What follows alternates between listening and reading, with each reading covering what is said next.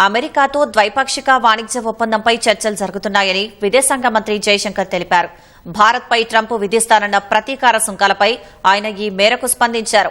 గత నెలలో ప్రధాని మోదీ, అమెరికా అధ్యక్షుడు ట్రంప్ మధ్య జరిగిన చర్చల్లో సుంకాల అంశం ప్రస్తావనకు వచ్చిందని ఆయన చెప్పారు. అందులో భాగంగానే ద్వైపాక్షిక వాణిజ్య ఒప్పందంపై చర్చలు జరిపేందుకు వాణిజ్య మంత్రి పీయూష్ గోయల్ వాషింగ్టన్లో పర్యటిస్తున్నారని తెలిపారు. లండన్లోని చాటమ్ హౌస్లో ప్రపంచంలో భారతదేశ వృద్ధి పాత్ర అనే అంశంపై జయశంకర్ ప్రసంగించారు. ఈ సందర్భంగా సభ్యులు అడిగిన పలు ప్రశ్నలకు ఆయన సమాధానమిచ్చారు.